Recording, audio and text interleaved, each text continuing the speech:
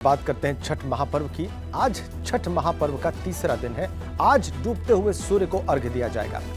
आज व्रती महिलाएं पूरे दिन निर्जला यानी कि बिना पानी पिए उपवास रखेंगी। ठेकुआ, मिठाई, फल फूल तैयार करके बांस की टोकरी में उसे सजाया जाएगा और फिर शाम को करीब 4 बजे महिलाएं अपने परिवार के साथ बांस की टोकरी और पूजा के सामान के साथ पैदल चलते हुए घाटों, नदी, तालाबों और कुंडों पर पहुंचेंगी और इसके बाद छठ माता का चौरा बनाकर दीप जलाया जाएगा।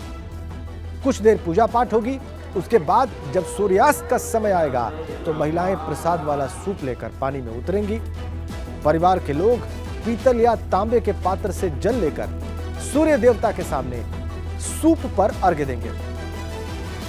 महिलाएं डूबते हुए सूर्यदेव को अर्घ्य देकर 5 बार परिक्रमा करेंगी और तीसरे दिन की पूजा इस तरह से संपन्न हो जाएगी। क्या आज होना है वो हमने आपको बताया और तस्वीरों के माध्यम से हम आपको दिखा रहे हैं कि आज की पूजा के लिए तैयारियां और व्यवस्थाएं क्या की गई।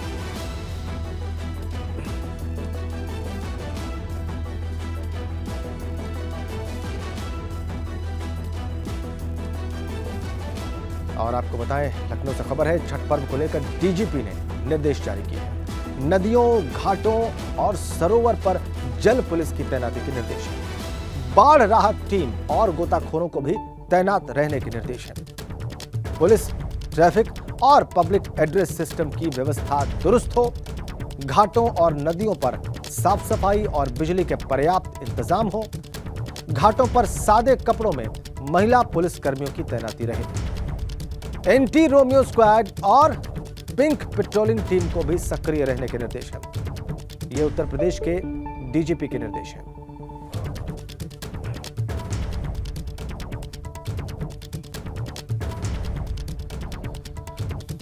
आपको बताते हैं छठ पर सुरक्षा की क्या तैयारी है, कैसे पहरेदारी होगी। नदियों, घाटों, सरोवरों पर एनडीआरएफ, एसडीआरएफ और पीएसी की ड्यूटी लगाई गई है। घाटों पर गोताखोरों की तैनाती की गई है। नाव से स्थानीय पुलिस गश्त करेगी। जल पुलिस के साथ बाढ़ राहत टीम भी मौजूद रहेगी और इसके अलावा घाटों पर सादे कपड़ों में महिला पुलिस कर्मियों की भी तैनाती होगी। कई जगहों पर ट्रैफिक रूट प्रभावित होंगे, जाहिर सी बात।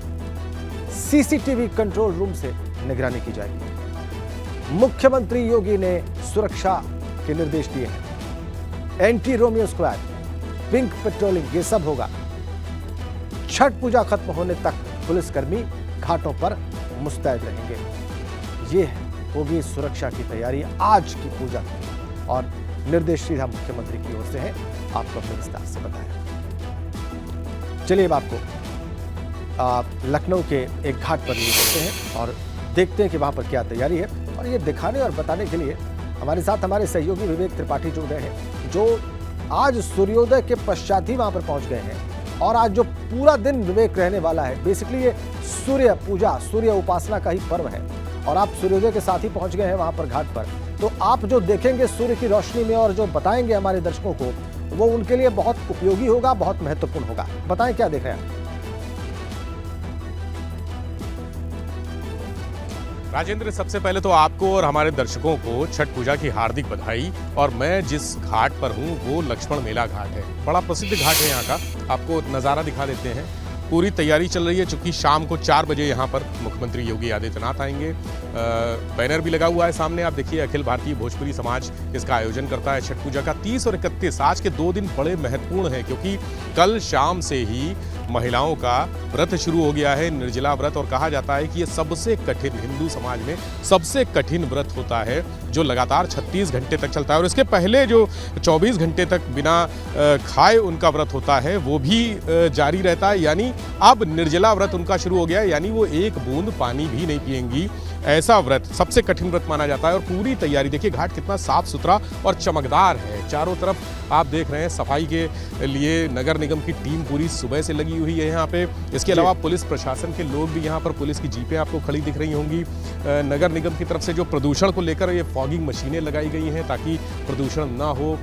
जो धुआं है वो मच्छरों को भगाने वाला, वो भी फॉगिंग मशीन लगातार चल रही है। और सफाई के इंतज़ाम है, जो सफाई प्रेशर क्लीनिंग होती है उसके लिए भी मैंने अभी एक गाड़ी देखी थी प्रेशर क्लीनिंग के लिए, ताकि ये जो ज़मीन दिख रही है यहाँ पर मिट्टी का एक कण भी ना दिखे। और घाट देखिए, गोमती का पानी आपको दिखेगा, गोमती इतनी साफ शायद ही कभी दिखी हो। गोमती के प्रदूषण को लेकर बहुत राजनीति होती रही है, बहुत सारे लोग, अखिलेश यादव खुद कई बार ट्वीट किए हैं उसको लेकर कि पॉल्यूशन इतना है, लेकिन गोमती और ये घाट बना हुआ है, सीढ़ियां हैं, शाम को यहाँ पर महिलाएं, और आज का दिन इसलिए महत्वपूर्ण है क्योंकि आज अस्तांचलगामी जो सूर्य होता है, माफ कीजिएगा, अस्तांचलगामी सूर्य, उसकी यानी डूबता हुआ सूर्य, आज उसकी उपासना होनी है और कल सुबह जब उगेगा सूर्य उसकी उपासना होगी। तो आज यहाँ शाम को 4 बजे से कार्यक्रम होंगे। एक तरफ मंच भी सजा हुआ है, मैं आपको दिखा दूं कि ये मंच बनाया गया है भव्य सांस्कृतिक कार्यक्रमों के लिए। यहाँ पर सांस्कृतिक कार्यक्रम भी हो रहे हैं, लगातार हो रहे हैं। इसके पहले ब्रजेश पाठक जो डिप्टी सीएम हैं वो अपनी पत्नी के साथ यहाँ पर आए थे, कई मंत्री, कई विधायक और कई नेता अधिकारी सब यहाँ पर आके, और ये जो घाट बने हैं यानी इसको वेदी बोलते हैं, वेदियाँ जो बनी हुई हैं, ये वेदियाँ कई अधिकारियों की भी हैं, इसमें कई नेताओं की भी हैं जो अपने परिवार के साथ यहाँ परमानेंट यहीं पर पूजा करते हैं। ये जो स्थायी वेदियाँ हैं ये हैं, और कच्ची वेदियाँ बनी है, और कुछ उधर दूसरी तरफ लगातार वेदियां बनाने का सिलसिला जारी है। कुछ लोग सुबह से ही यहाँ पर लगे हैं और अपने परिवार के साथ लगे हैं। महिलाएं जिनकी वेदियां पहले से बनी है वेदी, वो आकर यहाँ पर साफ सफाई के इंतजाम देख रही हैं और सुनिश्चित कर रही हैं कि पूजा में कहीं किसी भी प्रकार का विघ्न ना आए, व्रत होने के बाद भी। और इस दौरान कल मुख्यमंत्री ने एक बैठक की थी छठ पूजा को लेकर, पूरी तैयारियां हैं या नहीं हैं। इसके पहले इसी घाट पर मुख्यमंत्री योगी आदित्यनाथ आकर एक निरीक्षण उन्होंने किया था इस घाट का पूरा, और देखा था कि व्यवस्थाएं किस तरह से दुरुस्त हैं। चूँकि इस घाट को बड़ा वीवीआईपी घाट माना जाता है, जब से यहाँ पर छठ पूजा की शुरुआत हुई है तब से यहाँ पर जो लोग आते हैं शुरू से, उन्होंने कभी दूसरी जगह, यानी लखनऊ में और भी तमाम जगह पर घाट हैं, लेकिन कभी दूसरी जगह गए नहीं। यहाँ पर चूँकि इंतज़ाम ज़्यादा सुनिश्चित हैं, किए जाते हैं। कुछ लोग भी हैं हमारे साथ जो लगातार वेदियां बना रहे हैं। सर, आप कहां से हैं? मैं तो ऐसे गोमती नगर में ही रहता हूं, इंदिरा नगर में, और हम लोग कई साल से यहाँ छठ पर्व मनाते आए हैं और हर साल हम लोग यहीं पे आते हैं। लक्ष्मण झूला घाट बोला जाता है इसको, और हम लोग हर साल यहाँ पे शाम को, यहाँ आज डूबते हुए सूरज को अर्घ दिया जाता है, और हम लोग हर साल यहाँ पे छठ पर्व मनाते हैं। वेदियां बनवा रहे हैं ये आपकी हैं या और नहीं, ये हमारी बेदियाँ हैं। हम लोग शाम को जब व्रती आएंगे यहाँ पे सूर्य को अर्घ देने के लिए, तो इस बेदियों को पूजा जाएगा और फलस्वरूप उससे यहाँ से आगे का पूजन तैयार होगा। आज का दिन कितना महत्वपूर्ण है? आज एक तरह से देखा जाए तो छठ का पर्व आज जो है सबसे महत्वपूर्ण माना जाता है, क्योंकि 2 दिन पहले ही नहाय खाय से पर्व शुरू होता है। कल खरना का कार्यक्रम आया था, कल हम लोगों ने खरना के रूप में बहुत सेलिब्रेट किया इसको। आज हम लोग जो है छठ का पहला जो अर्घ होता है वो शाम को डूबते हुए सूरज को दिया जाएगा, और कल जो है सुबह में उगते हुए सूरज को दिया जाएगा। ये एक ऐसा पहला व्रत है जिसमें हमेशा जो है सूर्य भगवान को इसमें उगते हुए सूरज और डूबते हुए सूरज दोनों को अर्घ देने का प्रथा काफी दिनों से चली आ रही है। ठीक है, कुछ कच्ची वेदियां हैं, कुछ पक्की वेदियां हैं, कुछ बड़ी हैं, कुछ छोटी हैं। इनका कोई अस्ताचलगामी यानी कि डूबते हुए सूर्य को अर्घ दिया जाएगा, और कल फिर उगते हुए सूर्य को अर्घ देकर ये पर्व समाप्त होगा। तो आज तीसरा दिन है। तैयारियां लक्ष्मण घाट पर क्या है वो आपने दिखाई, और मुख्यमंत्री भी शाम को वहां पर पहुंचेंगे, इसलिए भी वहां पर व्यवस्थाएं निश्चित रूप से बहुत बेहतर होंगी। बहुत बहुत धन्यवाद आपका विवेक इन तमाम जानकारियों के लिए, इन दृश्यों के लिए। नमस्कार, मैं हूं आपके साथ गुंजन। नमस्कार, मैं हूं राजेंद्र दे, और इससे पहले कि हम ताबड़तोड़ खबरों का रुख करें, एक बड़ी खबर आपको दे दें। UKSSC उत्तराखंड पेपर लीक कांड मामले से जुड़ी है। STF ने बिजनौर के धामपुर से शिक्षक को गिरफ्तार कर लिया है। इंटर कॉलेज का शिक्षक योगेंद्र सिंह गिरफ्तार कर लिया गया है। आरोपी पेपर लीक कांड के मास्टरमाइंड केंद्रपाल का करीबी बताया जा रहा है। बिजनौर के धामपुर से पेपर लीक कांड में ये 5वीं गिरफ्तारी है, और ये इस वक्त की बड़ी खबर है। बिल्कुल, तो ये बड़ी जानकारी बिजनौर से आपको दे दें। धामपुर से पेपर लीक में 5वीं गिरफ्तारी की गई है। UKSSC उत्तराखंड पेपर लीक कांड के मामले में ये गिरफ्तारी हुई है। STF ने बिजनौर के धामपुर से शिक्षक को गिरफ्तार कर लिया है। इंटर कॉलेज का शिक्षक योगेंद्र सिंह, जिसे गिरफ्तार किया गया है, आरोपी पेपर लीक कांड के मास्टरमाइंड केंद्रपाल का करीबी भी बताया जा रहा है। और अभी तक धामपुर से पेपर लीक के मामले में ये 5वीं गिरफ्तारी बताई जा रही है। बड़ी खबर, UKSSC उत्तराखंड पेपर लीक कांड मामला है। एसटीएफ ने बिजनौर के धामपुर से शिक्षक को गिरफ्तार किया है। योगेंद्र सिंह नाम इंटर कॉलेज का शिक्षक। ये 5वीं गिरफ्तारी। सरफराज हमारे संवाददाता बिजनौर से हमारे साथ फोन लाइन पर। सरफराज, ये गिरफ्तारी कैसे हुई है और ये जो व्यक्ति गिरफ्तार किया गया है जो इंटर कॉलेज में शिक्षक है, इसके बारे में भी बताएं। देखिए, केम इंटर कॉलेज है जो बिजनौर का धामपुर है, तहसील पड़ती है और यहाँ पर लगातार पिछले 1 महीने से ज्यादा जो है लगातार ताबड़तोड़ छापेमारी की जा रही है एसटीएफ देहरादून की तरफ से। और इसी के तहत आज जो है एक और केंद्रपाल का जो नजदीकी है योगेंद्र सिंह जो टीचर है इंटर कॉलेज धामपुर में, उसे गिरफ्तार कर लिया है एसटीएफ ने। जी ठीक है सरफराज, बहुत बहुत धन्यवाद आपका। 5वीं गिरफ्तारी बिजनौर के धामपुर से पेपर लीक मामले में। Uttarakhand staff selection commission paper leak कांड में गिरफ्तारी हुई है। केंद्रपाल का करीबी बताया जा रहा है ये। और एक बड़ी खबर आ रही है, ग्रेटर नोएडा की एक सोसाइटी की 7वीं मंजिल पर आग लग गई है।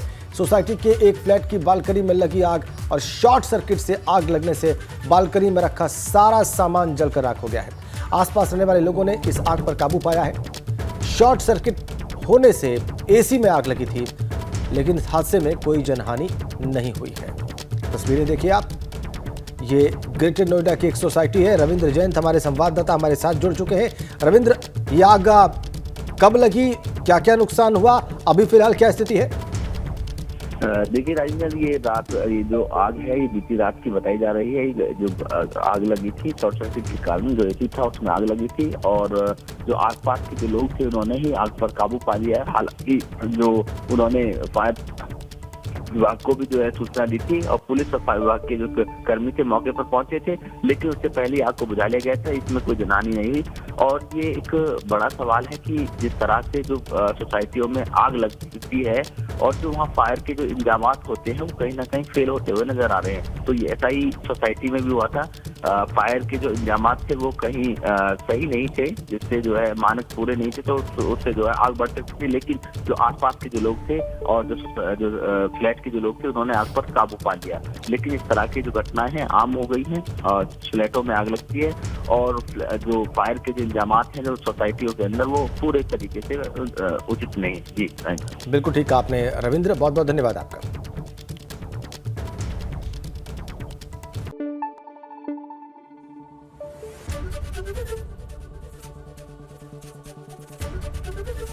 एबीपी गंगा, खबर आपकी, जुबान आपकी।